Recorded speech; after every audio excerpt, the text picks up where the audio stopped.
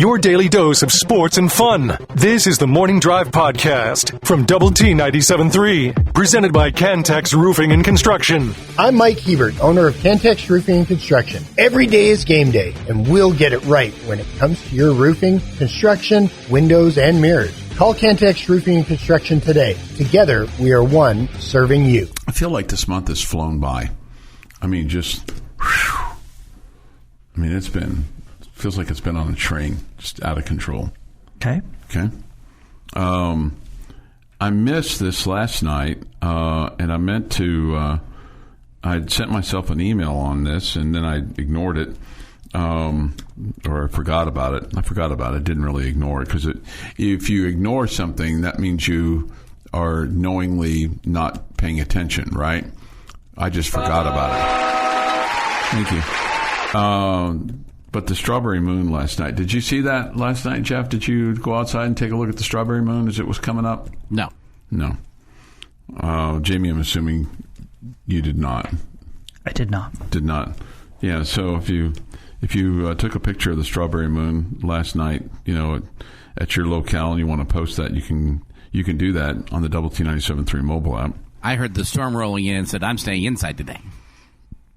Yeah. Now, what do you do with the picture? Well, I just want to see it. Yeah, just post it on the Yates Flooring Center chat line. Did you take a picture? No, because you didn't. I missed it. Oh, my bad. You said that. Yeah. I sent myself an email because I saw the article. I'm like, okay, well then I forgot. I got home, kind of recapping the day briefly with the lucky lady, and then just kind of got lost in the evening. Then I remembered it at about 10, and it was too late then, because you got to get it while it was going up. So, and I just missed it. So, do you feel like June went fast for you? I feel like it went extremely slow. Okay, extremely slow. Okay, man, I feel like it was a whirlwind. Just, whew, man, like a runaway train. So, this is interesting. I really don't know what to make of it, but I find it interesting. Maybe there's some real valid reasons for it. But a couple of Tech softball assistants won't be coming back next year. The Red Raiders, according to several sources, including this one from Sports Illustrated, opting not to renew assistant coach Hunter Veach. Also, Kaylee Kowalik will not return as a Red Raider assistant coach. So, obviously, they're, for whatever reason, they felt like they needed to make some changes to their coaching staff, and so they have. So, they've got a couple of openings there, and you can't say, well, we're going to really try to beef up our recruiting by bringing in a couple of high-powered salespeople. Maybe they're working on fundamentals. Maybe it was just chemistry. Maybe it was just time to do something different. All those things.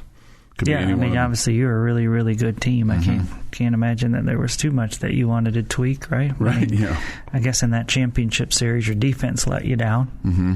That was a big factor in losing both of those games in the championship series. But beyond that, don't have any idea what that would be about. Maybe they just wanted to go and explore other opportunities where they'd have more responsibilities or something. I don't know. Yeah. Did the Lady Raiders coaching staff stay in place, or were there changes there? So they made additions there. And what they've done is, and I think this is college basketball wide, but where they just are we're renaming people that were grad assistants to what they call coaching assistants. So they've made some additions there. That's different than assistant coaches. Yeah, that's different than assistant coaches, because all the assistant coaches have stayed. Okay, so.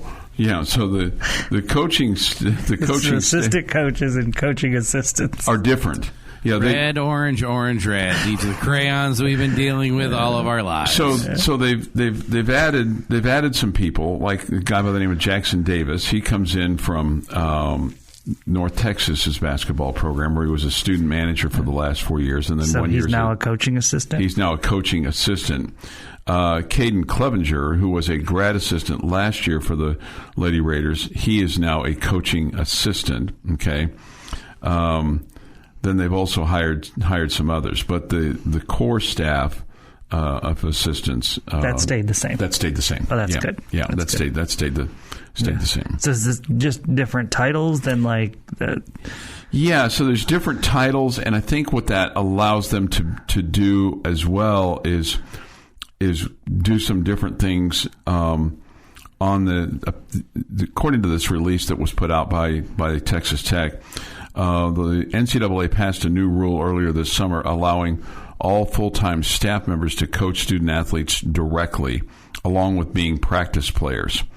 So I'm assuming that some of these that will be on this staff will be practice players in addition to kind of working maybe individual with, maybe shooting or working with the bigs or working, because you've got a bunch of freshmen. I mean, you only have one returning player in Jalen Bristow. Mm-hmm.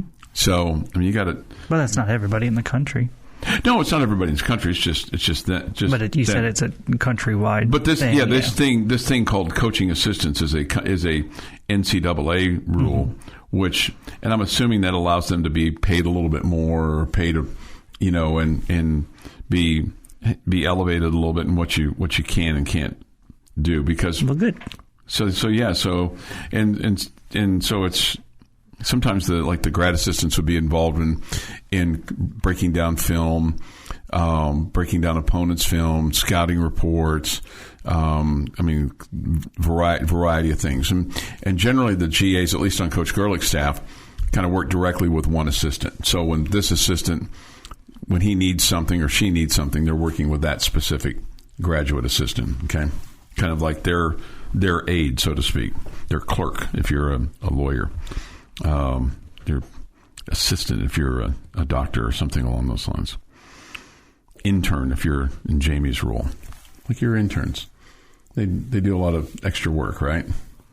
They do stuff. Yeah, mm-hmm. They're involved, kind of getting them acclimated to whatnot. All right, somebody has posted a nice picture of the moon from last night, the strawberry moon, on the Yates Flooring Center chat line. You can go to the Double T 97.3 mobile app presented by Happy State Bank and see it for yourself. So thank you for doing that. That's very cool. The Morning Drive podcast from Double T 97.3 is presented by Cantex Roofing and Construction. 6:45 this morning here on the Morning Drive. Time for this day in sports history. Today is the last day of June the 30th, 2026.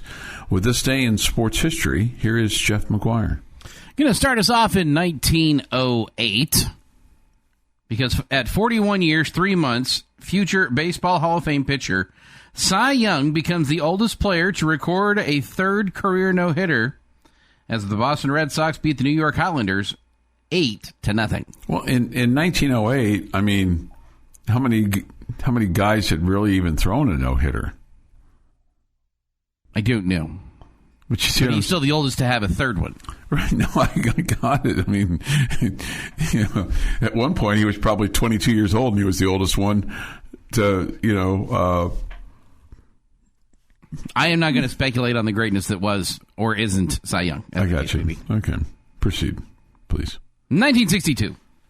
L.A. Dodgers future Baseball Hall of Fame pitcher Sandy Koufax no-hits the New York Mets 5-0. It's his first of 4 career no-hitters thrown by Koufax. 1978, Giants Willie McCovey becomes the 12th player to hit 500 home runs. 2015, save number 11 after a perfect ninth inning for former Red Raider A.J. Ramos in a 5-2 Marlins win over the Giants. And in 2019, something that worked out extremely well. The Brooklyn Nets load up on elite NBA talent on the first day of free agency, signing Kevin Durant from the Golden State Warriors, Kyrie Irving from Boston, and DeAndre Jordan from the New York Knicks. All the titles that those guys won. Old trophy case. It is National Food Truck, Ice Cream Soda, and Mai Tai Day. You know, I never really got the ice cream soda deal. I mean, because it's... Like a root beer float? I mean, that's an ice cream soda. No, with a soda, it's made... There's the ice cream, the soda is different than the ice cream float. Oh, so it's not like... It's just like carbonated water. Yeah, right. I feel like we had this conversation last year because I feel like I was educated last year on this. Maybe... Yeah, so the soda is different than ice cream soda is different than an ice cream float. Yeah. Okay. There's a little something else that you got to put in there. Huh. Happy birthday to one of the answers to who would you add to the Red Raider basketball roster question. Tyreek Owens, 31 today. Okay. Tyreek is 31? 31. Wonder what he's doing. I don't know, but blocking shots and dunking on people. Probably in and yelling at Chris Beard. Yelling at Chris Beard, yes, sir. Also celebrated birthday today that I have fond memories of. I don't like how it ended, but Tubby Smith, 75 today. Yeah, I wish that it ended. I wish he had exited better. I really don't have a problem with the exit. I just wish it had been better. It was clumsy. It was... I mean... you don't have any problem with the exit? No, I don't have... If somebody wants to leave, then leave. Okay, I get it. I mean... well, then you have a problem with the exit. That's what I'm saying. I have a problem with how he did it. It was... it's clumsy. No, you don't have a problem with him deciding to leave here, but you do have a problem with the exit. Yes, because right. The exit is the manner in which he did. Yeah, it. Yeah, that's probably better. Yeah, probably better. I'm trying to find an appropriate word, and I'm struggling here. Yeah. Well, it was just. I mean, it was unprofessional. Chicken. It was chicken. It was chicken bleed. Yeah, he got in a car, drove to Amarillo, and left out of Amarillo, never to be seen again. Well, he was seen again, just not here. Yeah.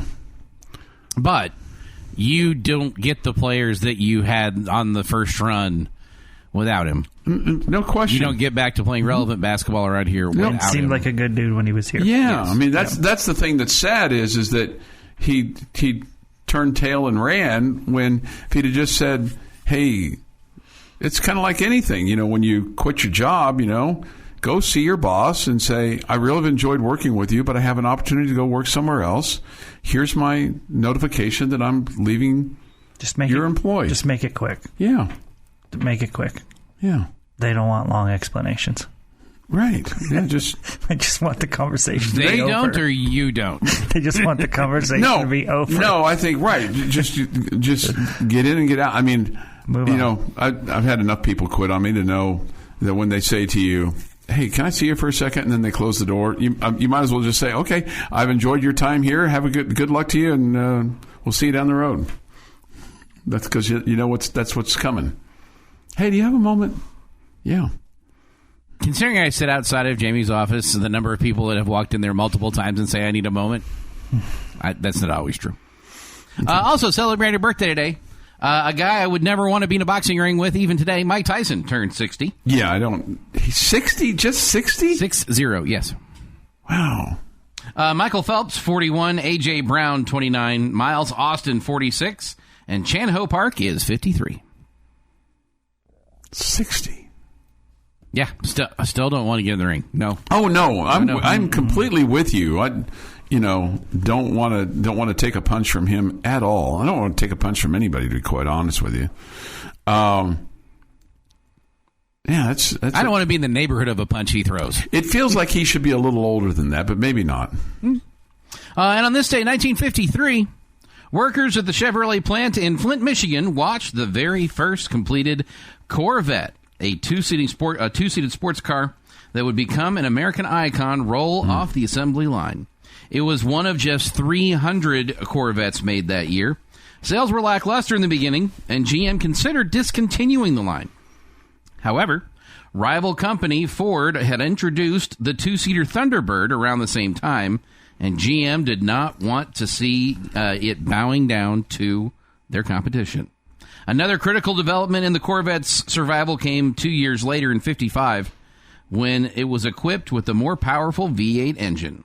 The performance and appeal steadily improved, and went on to earn the early nickname, the American Sports Car, and became integrated in pop culture through multiple references in movies, television, and music. And that... It's a good one. It's this day in sports history. You missed one really important birthday, Jeff. Really important. Really important. Turning 10 years old today. One of the greatest beings on this earth. Winfield is 10 today. It's 10. Wow. Yes. And I already told him happy birthday. He's not listening. Wow. He's asleep, huh? Yes. I guarantee it. But he did wake up for his treat. Well, of course, yeah. Of course he did. There's priorities in life, Jamie. Well, happy birthday, Winfield. Happy birthday, Winfield. The most important member of the Lent family. Really? No, he's the only one that everybody likes all the time. Oh, okay. That's probably fair. Nobody's ever mad at him. That's probably fair. He doesn't get attitude from the teenage daughter. Yeah. So I don't know what year we're considering here for the first year for Major League Baseball, but no-hitters, I just did Major League Baseball no-hitters, and it went back to 1876, July the 15th. So our country was 100 years plus 11 days, and George Bradley threw the first documented no-hitter on this particular list. The Brown Stockings defeated the Dark Blues 2-0.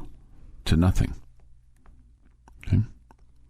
Going back to this day in sports history, Cy Young getting his third no-hitter on this day in 1908 with the Red Sox winning over the Highlanders 8-0. Happy train ride for him because they were on the road for that no-hitter, the Red Sox were. Okay. The Morning Drive podcast from Double T 97.3 is presented by Cantex Roofing and Construction. 7:15 this morning here on the Morning Drive. Good morning with Jamie Lent and Jeff McGuire. I'm Chuck Heinz. Let me give you one little Ranger update before we get to Tech football. We talked about this a little bit yesterday. The last play of the game on Sunday in Toronto, Brandon Nimmo ran into the wall at full speed in right field to make a game-ending catch. He did not play in the opener last night against Cleveland. He was held out. They have now looked at him, and following an MRI, he has a sprained AC joint in his left shoulder. They're going to do some more testing and imaging today, and he potentially could go on the injured list. Okay. So, not good news, especially when you consider that Wyatt Langford was placed on the injured list over the weekend because of a left hamstring strain. So, yeah, it feels like this team, despite the fact that they've gone on a good run here, has dealt with a bunch of injuries, and kind of fought their way through it. Yeah, the other thing that's really interesting, at least I thought it was interesting yesterday, just in listening to the early portion of the broadcast on Double T 97.3 and Eric Nadel saying that yesterday for the Rangers, Cameron Cawley played second base. So here we are, June the 29th as of yesterday. He was the sixth different starting second baseman that the Rangers have had this year. Yeah. So probably doesn't surprise you if you follow the team on a day-to-day basis. But man, 6, that's a big number for that position at this point in the season. Especially that position. Yeah. Right. Yeah. Right. All right. Okay. This article and this report comes from Don Williams, who got this information from the head football coach, Joey McGuire. So it went boom to boom to boom, okay, to us, okay. So it's a depth chart going into the summer for the Texas Tech football team. I don't know how much you'll be surprised by this, but my question to start things with is on the quarterback list, Will Hammond, then Kirk Francis, then Lloyd Jones, then Holden Phillips, okay, with Francis being the backup. If you were to guess right now or speculate right now, would you say that Will Hammond will be the one that trots out there first, take the first snap of the season for Texas Tech? I wouldn't use the word trot, but I would say Will Hammond will be the starter. Okay. You wouldn't use the word trot out there? No. It's one of those words that seems to be overused a little bit, in my opinion. Okay. I'm probably I think you've beat that into the ground. I'm probably to blame for that. Okay. The other skill position slots, this probably, again, won't surprise you, but at the running back position, Cam Dickey, Jacoby Williams are listed as the two starters, and then Quentin Joyner, and then it goes down from there. I'll be interested to see how early Joyner gets snaps, because you would think it'd be really, really early, and maybe how much he's used, right? Yeah, I think he's going to be a key guy for you. So I don't picture this as a situation where you're like, okay, we're partway through the second quarter. Oh, here's Quentin Joyner checked in. He'll get his first carry as Red Raider. No, I don't think that. I don't think that at all. Yeah, I would think that Coach Leftwich and Coach McGuire are excited about the opportunity to have different two-back sets with different guys, because they give you different skill sets back there. And I would think also because of that, these guys are going to be asked to be blockers as well. And whoever's doing a better job blocking for their partner back there might be getting more attempts and more action on the field, more snaps, all the above. So yeah, I think Dickey's going to be the lead guy, and that's, I feel like he's earned that. But I think Quentin Joyner is going to get a chance to show what he can do as well. And then I continue to wonder if we'll see Jacoby Williams doing different things this year, with, where he's being used as a receiver more, and some different unique sets with him because of his skill set. But I think Quentin Joyner is going to be out there a bunch too. Yeah, no, I think you're right, and I think it just he obviously gives you a different dynamic, and then maybe allows you to use Jacoby Williams in some different deal. But I mean, there's no question that Jacoby Williams, though, is a skilled player and maybe multifaceted with his ability to catch the ball out of the backfield and return game as well. All right, so the receiver positions. It starts off with the X position, and he has Coach McGuire does Kenny Johnson, the transfer, leading things off, and then Bryson Jones, Leighton Stone, Michael Deaver, the next three guys. And man, what you think there is you go, man, especially with Stone and Deaver, a couple of younger guys. Deaver's a redshirt freshman, Stone is a sophomore, and Bryson Jones is a sophomore too. But it feels like you got a lot of depth at your receiver position. Oh yeah, no question. And then at the slot receiver, this will come as no surprise to you, Coy Aiken, the senior, the 3-year letterman. Man, I hope he has a big year, because I think he could be a really vital player for you. I think a lot of us are anxious and really rooting for Micah Hudson to have a breakout year, not just because we want him to be great, which helps the football team, but because we like his story. But I feel like Coy Aiken gets overlooked in all of that, and I feel like I talk about this frequently. Everybody loves the new shiny thing, A, or B, they love the comeback story, or oh man, he's overcome. Okay, what about the guy who just shows up and just plays? Does his job every day. And there's no comeback story because he didn't mess up. He didn't do something dumb, or he didn't get injured. He just shows up and plays every day and stays healthy and works hard and competes. And I think Coy Aiken is the most overlooked guy on this team because of stuff like that. And again, I'm guilty of the same thing. I'm really rooting hard for Micah Hudson, but I feel like Coy Aiken deserves a lot of that as well, because that dude just shows up and competes and performs for you. I feel like we can celebrate the guys that just show up and get their work done every day. We spent a lot of time talking about Jacob Rodriguez last year. Yeah, well, he was a superstar, too. Well, that helps. Yeah. But he was also...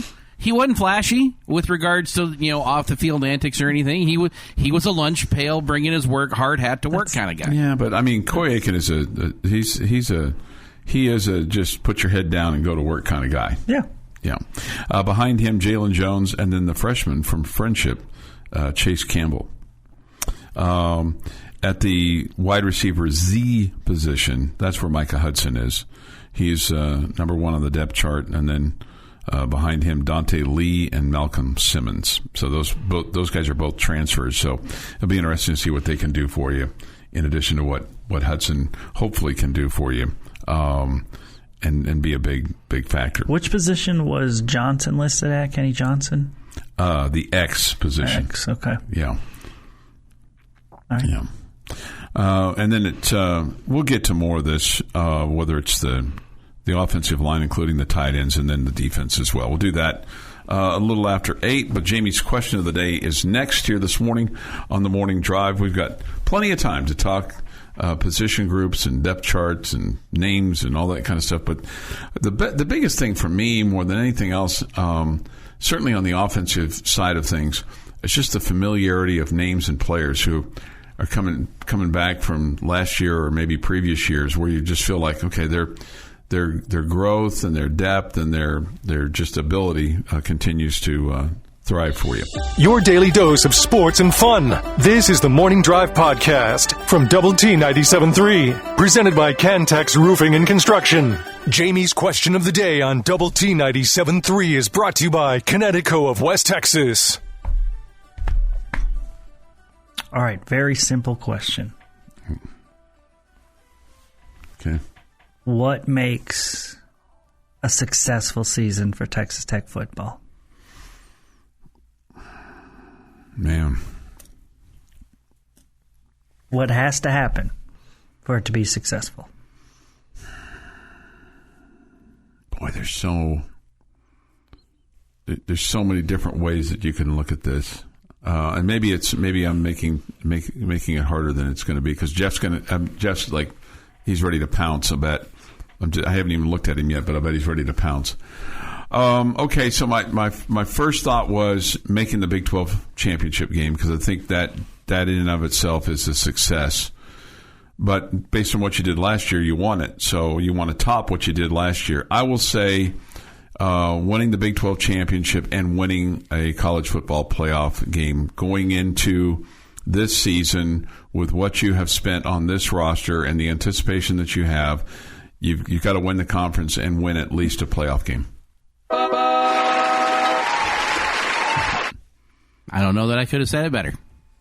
I might have been able to say it shorter, but I don't know that I could have said it better. Maybe it was you who was ready to pounce, Chuck.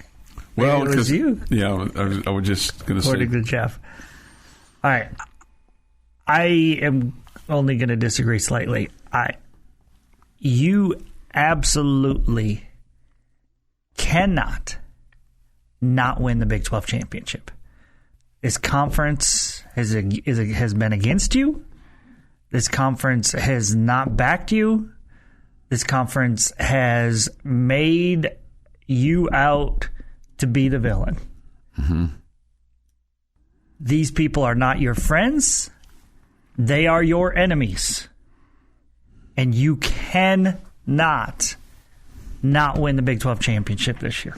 Okay. You cannot. Just win the Big 12 championship. Mm-hmm. I would love for you to win one more game that you did last year and win a college football playoff game, but I don't think it's necessary. You absolutely have to beat down these people that have been nothing but enemies to you when they should have been friends to you. Okay? So you have to win the Big 12 championship this year. That makes it successful to me. And then what we should do is go down the field after the game and scoop up confetti and put it in 15 different bags and mail it to the to the other schools.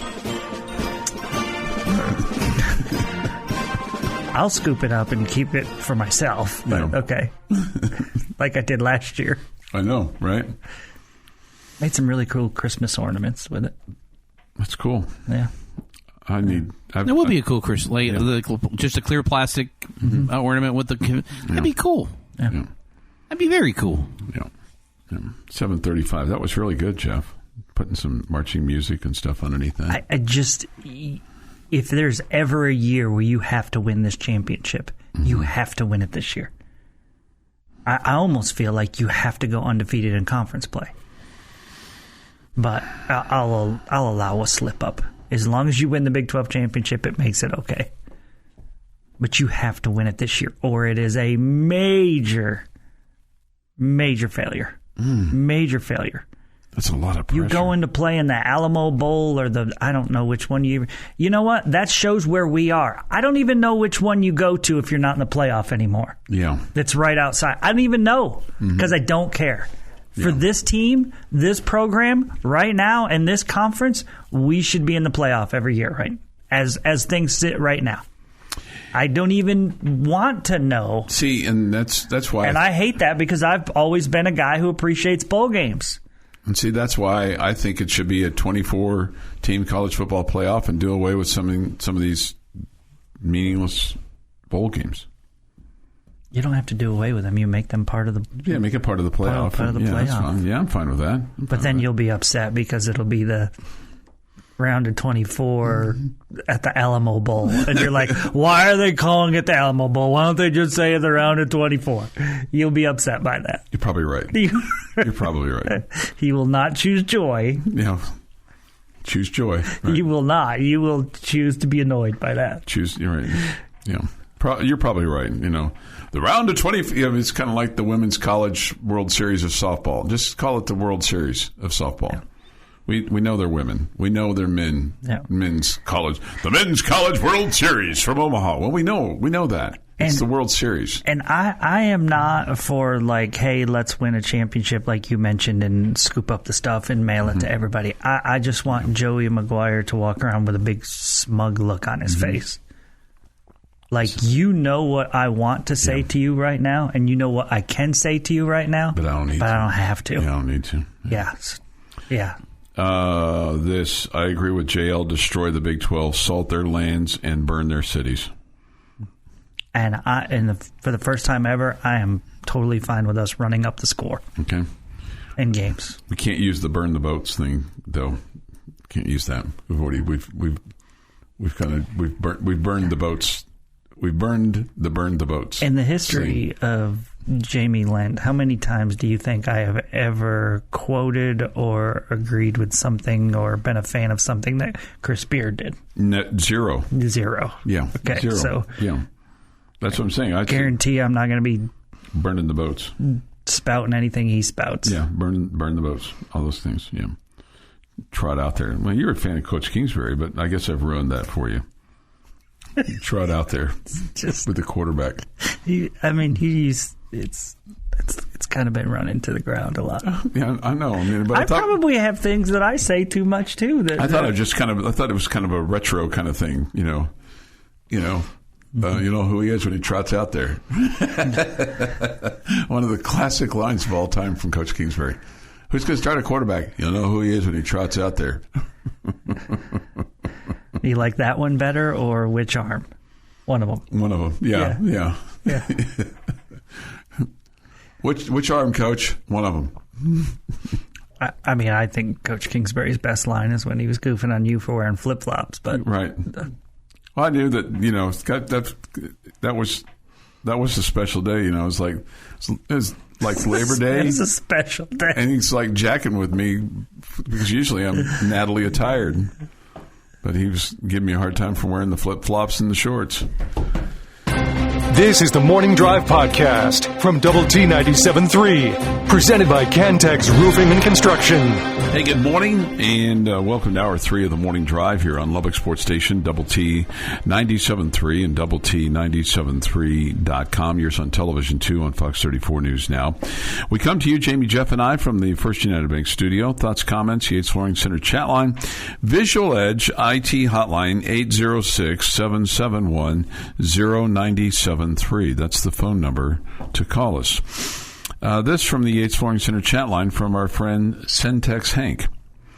I don't get a chance to listen much after the morning drive, but every now and then I fire up the app in the afternoon and have to say Clint is weird and Tech Talk is pretty good.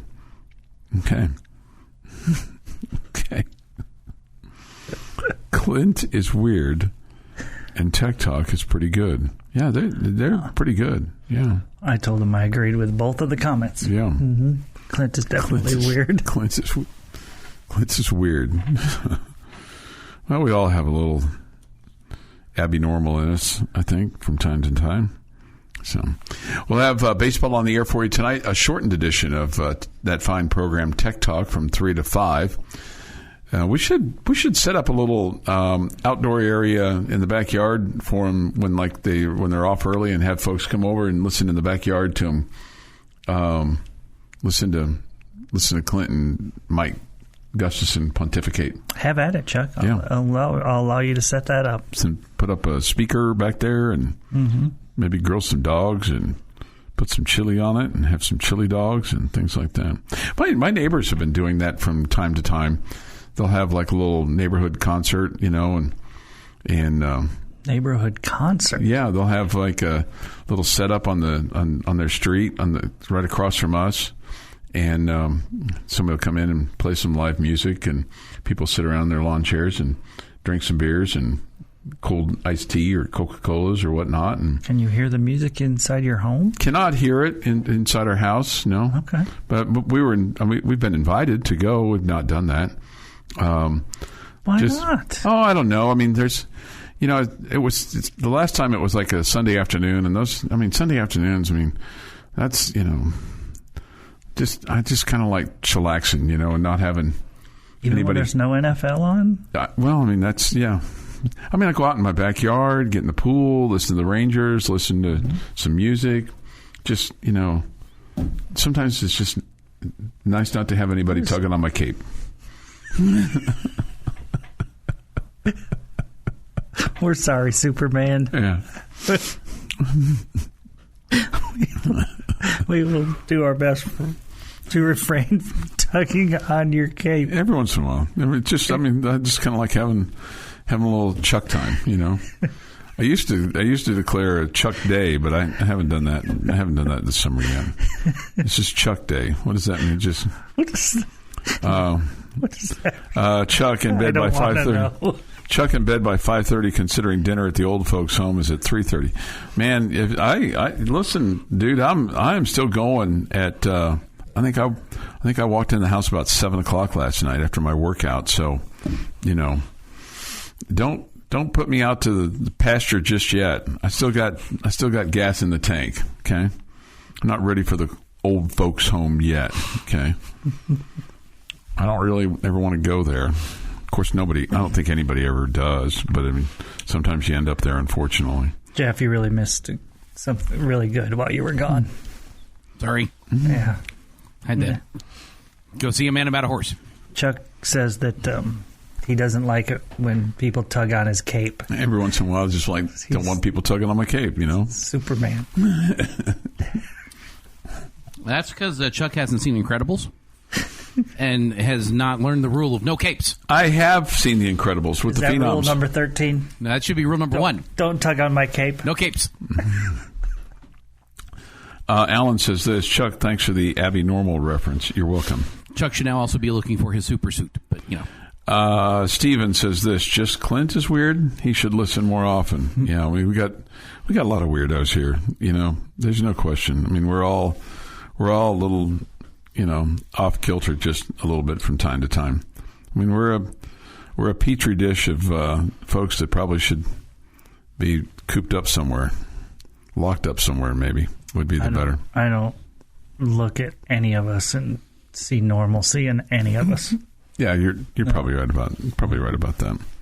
8:06 this morning here on the morning drive. Grandkids just head home to Goliad, Texas, after 2 weeks with 4 to 6 year olds. I think I could negotiate nuclear warhead talks with great success at the United Nations. Yeah. Terrorists. The 4 to 6 year olds sometimes can be terrorists. The little phenom is 6, and he's negotiating with him is not for the weak of heart. He's got a strong head on his shoulders, but he's learning how to catch the football. I mean, like catch a big football in the pool, I was really proud of him the other day. That's great because when he becomes a D1 star, they'll play lots of games in the pool. Well, I mean, but just being able to throw it the length of the pool, about 30 feet, and him catching it, and not being fearful of it, And the other day he had a wiffle ball bat in his hand, and I was throwing fastballs at him, and he just stood in there on the patio and just took his swings. I was like, man, I ought to get some video of this and send it over to Coach Tadlock for 10 years from now when he's a D1 athlete. But he's going to be a gymnast, so we're not. That's what we're focused on right now. That's cool. Yeah. 8:08 this morning here on the morning drive. Sorry to get off kilter here a little bit. All right. It's the power hour. It's the power hour, right. Maybe it's just me growing up. Jamie, you might be able to relate to this. Negotiating with 6-year-olds. My parents must have adopted the American philosophy of negotiating with terrorists. There was no negotiation. There was no negotiation when I was a kid. There was no hint at negotiation. Oh, you want to complain? Okay, well, there's double the punishment. Yeah. Well, oh, what? You don't like what we made for dinner? Oh, okay. Well, enjoy going to bed hungry. Mm-hmm. Yeah, it was different in our days, Jeff. No, but I mean, it's different with kids versus grandkids. With grandkids, it's a little bit. I don't remember getting negotiated with my grandparents either. Well, we're choosing joy at my house. That's what we're doing. Different time, Jeff. We're choosing joy. Different time. 8:09 this morning here on the morning drive. We'll talk depth chart with the Texas Tech football team. The AJ put this out. Don Williams had to sit down with Coach McGuire and kind of got all the nuts and bolts kind of worked out with regard to who's starting and who's. I wonder if the players look at this and go, "Huh, really? I thought I was ahead of that guy." Maybe they got that posted somewhere in the locker room or over at the facility of who's 1, 2, 3, 4, and 5. Right? I don't know. I mean, that would motivate me. If I found out that I was behind so and so. This has been the Morning Drive Podcast, presented by Cantex Roofing and Construction. Check out our library of Double T 97.3 podcasts at doublet973.com.